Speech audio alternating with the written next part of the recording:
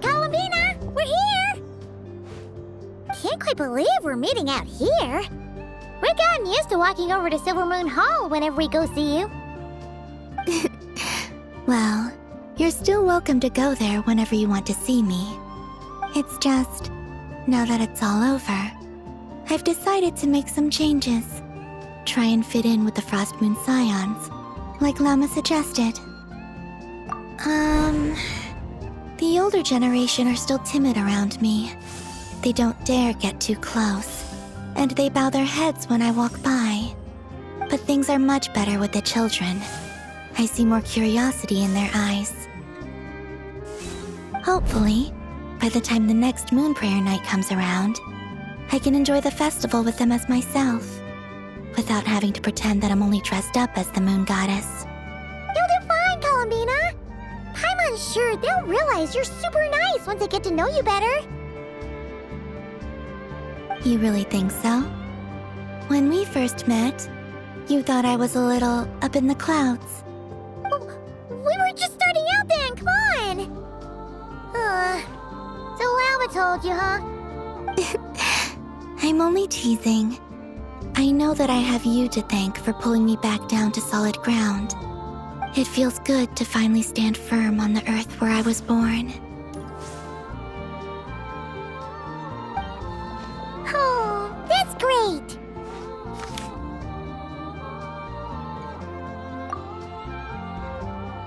Thank you. I'll make sure not to lose it this time.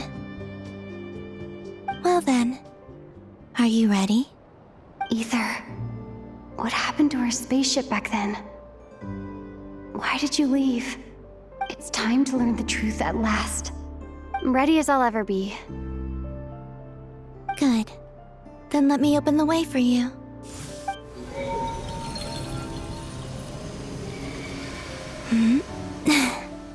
Where does this lead? To our shared destination. Huh? Do you remember me telling you about my missing prologue back when we just met? I said that my story began on the moon. But while I was inside the moon's reflection, I realized that my prologue was really hidden in the future. I just had yet to discover it at that point. The story of the time before I was born was in fact the story of my distant future. It's truly fascinating.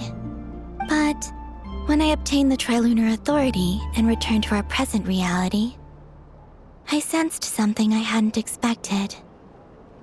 Your prologue. So you mean... Yes, your spaceship.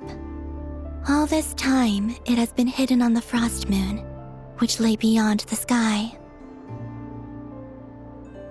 The great ruler of the firmament. The heavenly principles. Wait, them? Why would they do that? I don't know. Perhaps your ship contains something that is incompatible with Tevat. Or something that cannot be known. Oh, did I pick a bad time to say this? I know it must have been hard to work up the courage to do this. Maybe I should have waited until you were on the moon, with no chance to back out. That would have been kind of mean, you know.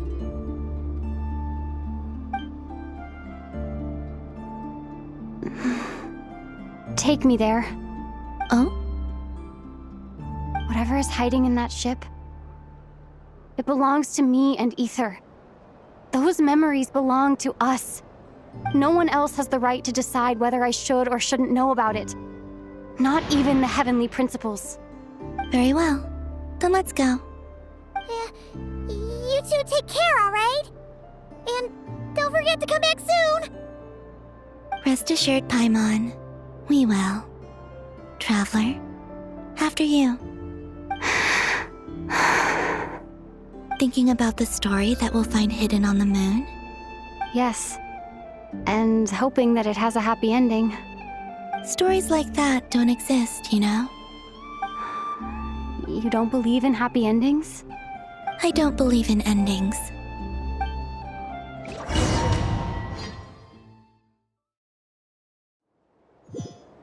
Where am I? This is the pathway I built between Teyvat and the Frost Moon. The moon is very far away from us, so it could be a long journey.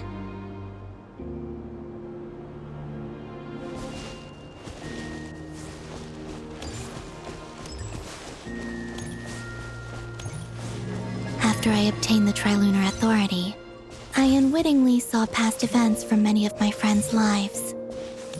One was Lauma. She was so young when they chose her to be the Moon Chanter. From then on, the Frost Moon Scions looked to her to bring messages from their goddess. But, for better or worse, I had left Hisi Island before she was ever born. It was not until much, much later that she met me. I think it's for the best. Because of the way things turned out, you had the opportunity to become friends. You're right. In that sense, I think we were both very lucky.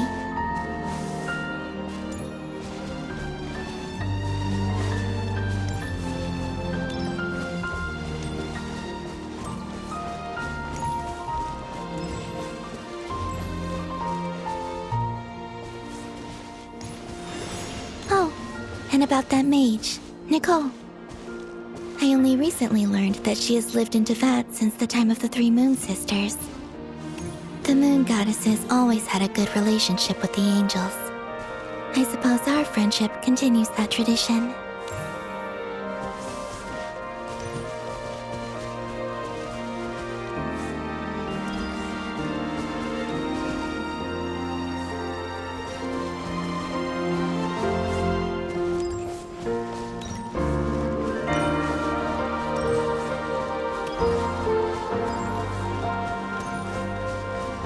And then, there's Sandrone. I never knew that much about her, beyond the fact that she was created by someone called the Lord Artificer. She, too, suffered for a long time before joining the Fatui.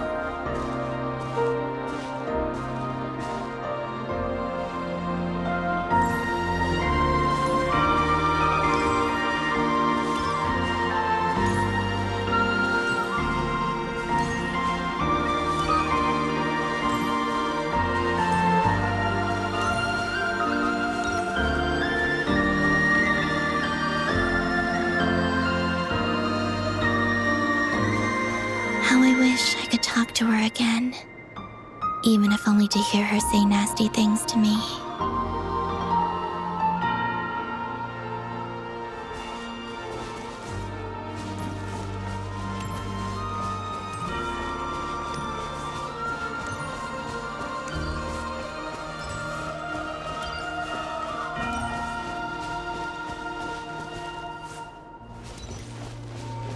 Also, I saw your sibling's story.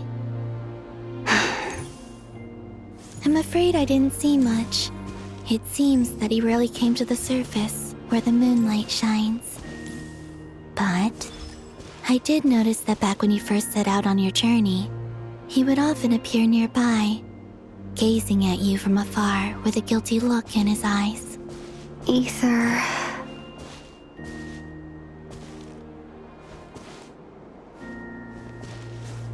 Let us speak no more of the past. I probably shouldn't reveal so much about my friends. It's not my place. Let the moonlight carry us forth. We are very close now.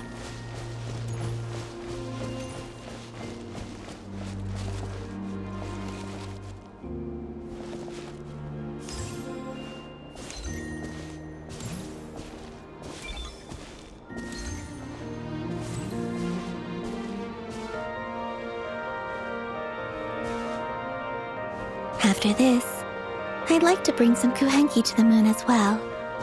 If they're willing, of course. What about your other friends? Will you bring them to visit too? Certainly. But I'll need to tidy the place up first. This home hasn't received any guests in a long, long time.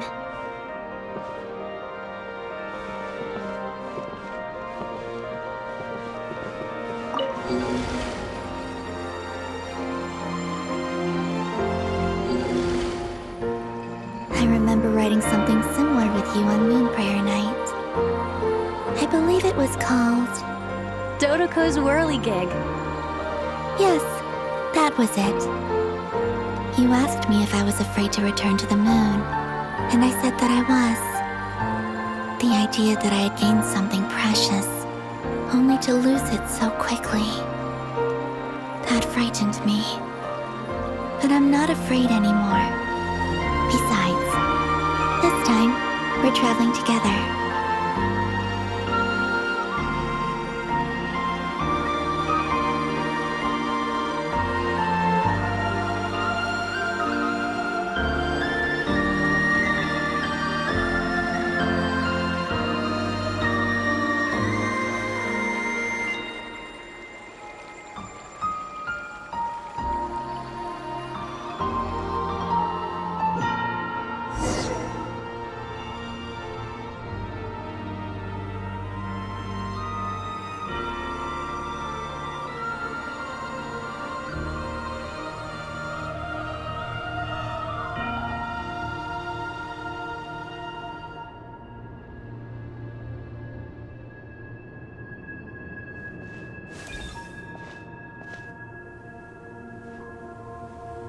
We're here.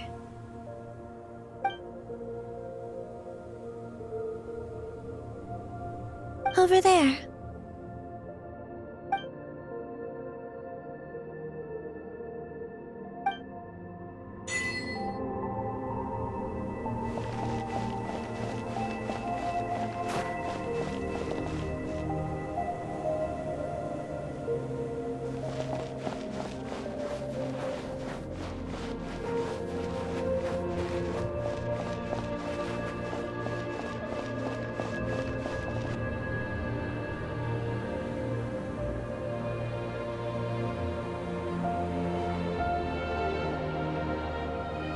Our spaceship. It's huge. I suppose that the moon is the only place one could hide it. It'll be all right. Huh? The way you feel in this moment, I went through it too, on Moon Prayer Night. The door was right in front of me, but I struggled to find the courage to step through. Solitude for me once meant living a life in which even I was absent. Before I met you, that was the only life I knew. But that night, solitude meant throwing away the life I had gained after meeting all of you. Columbina. Go. Retrieve the part of your life that was once lost. Trust me, you will lose nothing by doing so. Look, Tevat is right there. All of our friends are down there, waiting for us. You're right. Thanks, Columbina.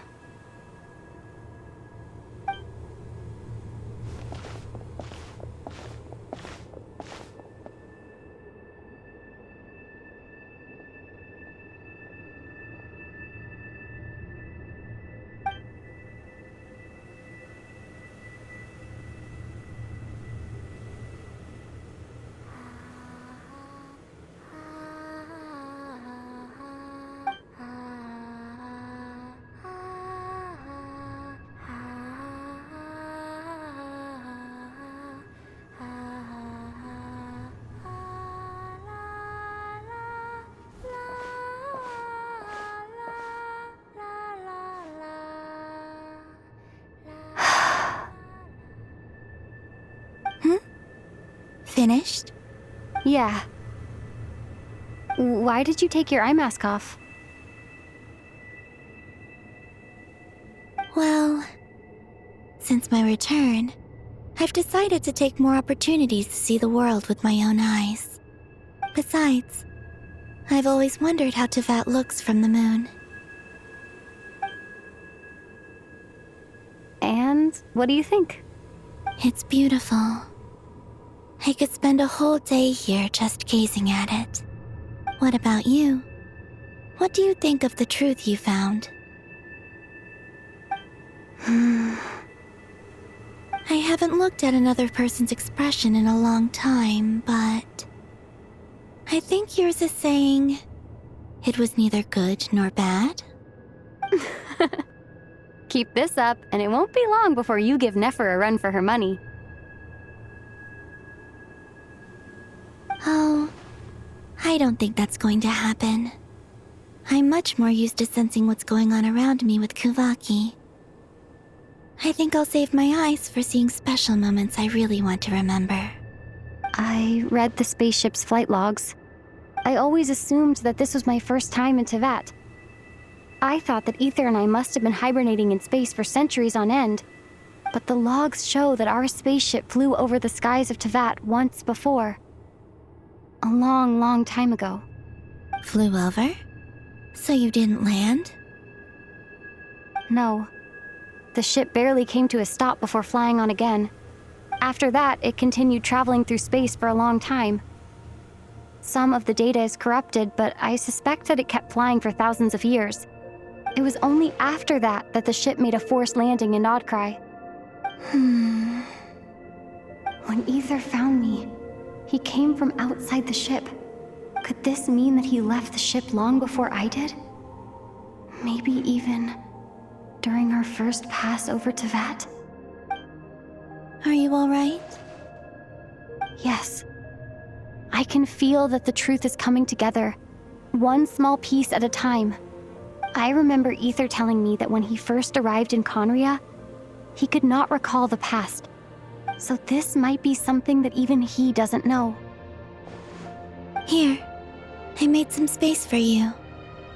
Your mind must be racing, and this seems like the perfect place to relax and clear your head. Oh, wait, there's one more thing. What is it? Wait here a moment.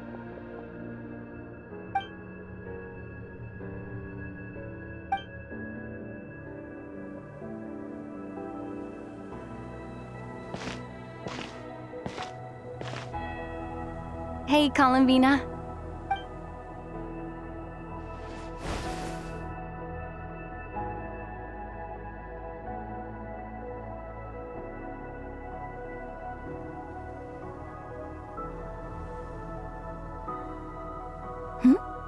Is that a new outfit?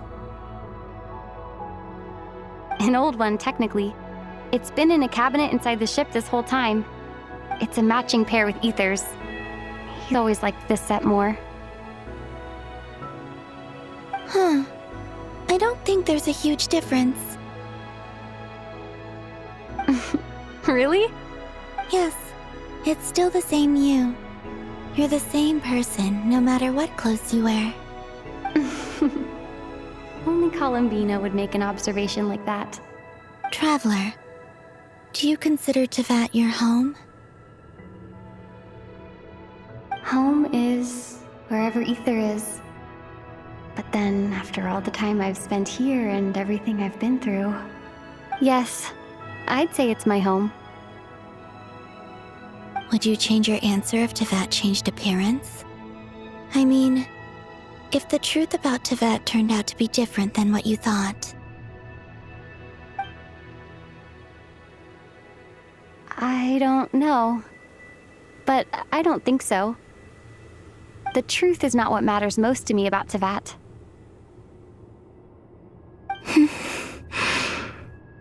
When I was first born, I longed for a home. And when you get something before you're mature enough to understand the world, you just take it at face value. I thought that a home was a transaction. You give me what I want, and I'll do the same for you. But you and your friends taught me what a true home should look like.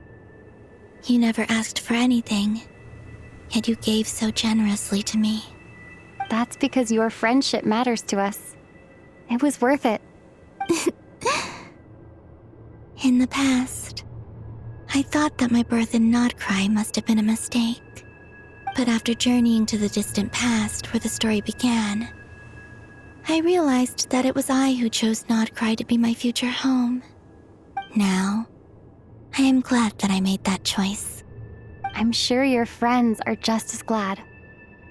In fact, I intend to make the same choice today as I did back then. What do you mean? Well, I've given the Eternal Moon's marrow to Lauma, and the Iridescent Moon's marrow to Arlecchino. And now, I shall return my Kuvagi to Nodcry again, that it may continue to protect my chosen home. Wait, but what about your body?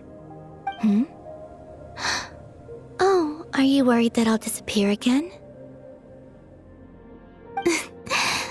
I won't. Not this time. The Frost Moon has now entered the fall sky, and I am the Trilune Goddess. I am only returning to Nodcry the part of me that it needs. I am giving what I can, because my home is worth it. Oh, and I have something for you, too. For me? Yes. Come closer.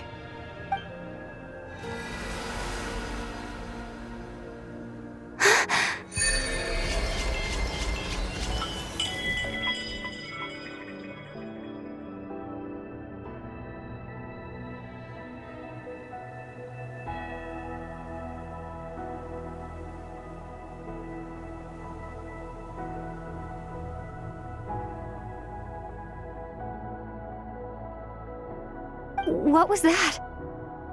I lifted some of the restrictions this world placed on you. I trust this will help in your future adventures. My power.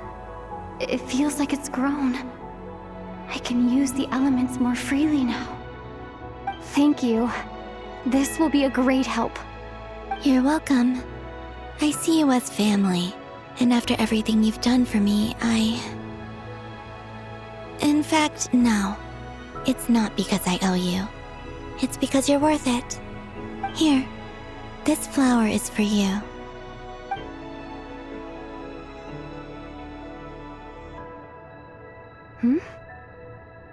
Isn't this a moon prayer blossom? Yes.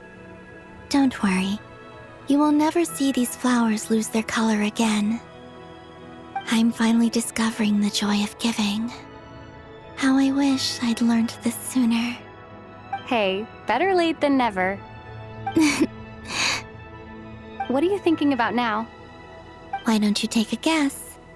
You get 1 shot. I don't think I'll get it in one guess. But I'm sure it's a happy thought. That's kind of a sneaky answer. I can't say you got it wrong. Down into that, the moon seems so far away. I felt it might always lie beyond my reach. But on the moon, everything feels so close by. The haze that once enshrouded the skies has finally been dispersed. I feel like a traveler on a winter's night, starting a new chapter in my tale by the warmth of a bonfire.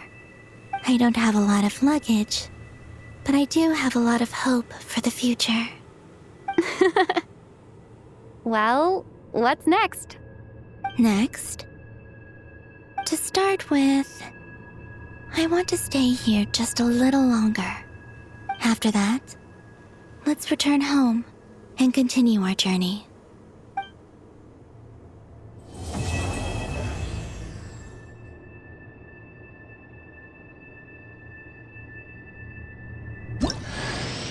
These clothes bring back so many memories.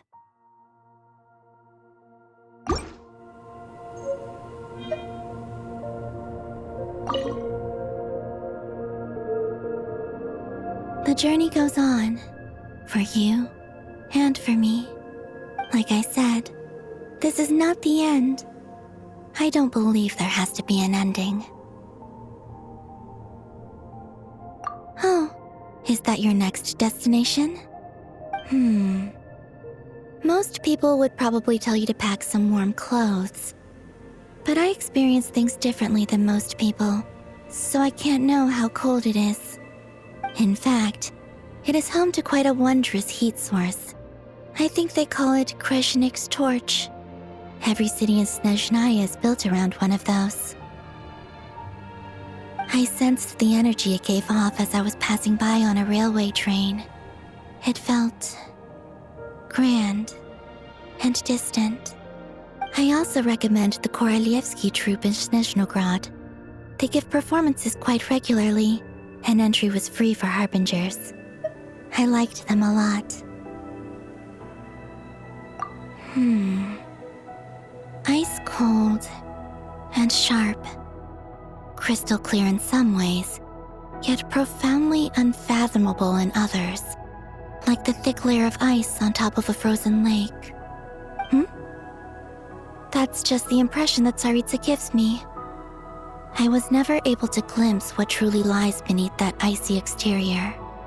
In fact, I don't think the people of Snezhnaya even know what kind of power their god wields. Maybe that's because the Tsaritsa herself has never acknowledged, nor accepted that power.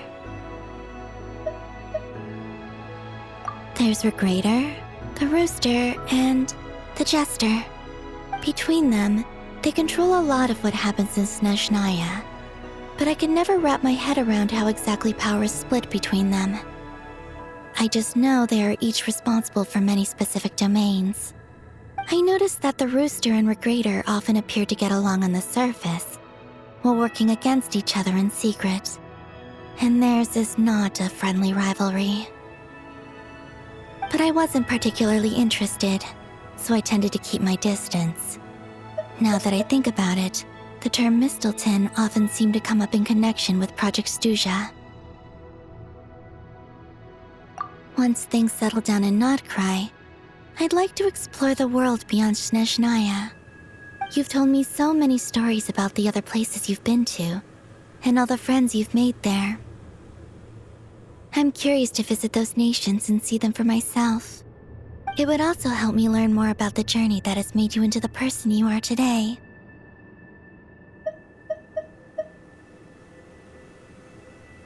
Okay. As you continue on your journey, don't forget to gaze up at the moon once in a while.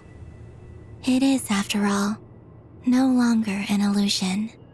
It shall cast down its true moonlight, connecting us in truth.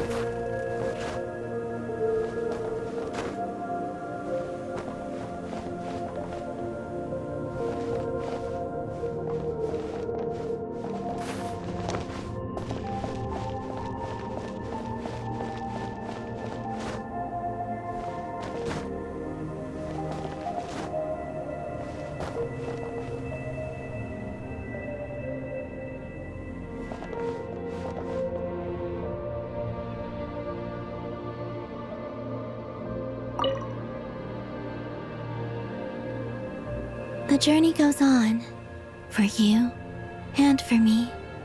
Like I said, this is not the end. I don't believe there has to be an ending. Okay. As you continue on your journey, don't forget to gaze up at the moon once in a while. It is, after all, no longer an illusion.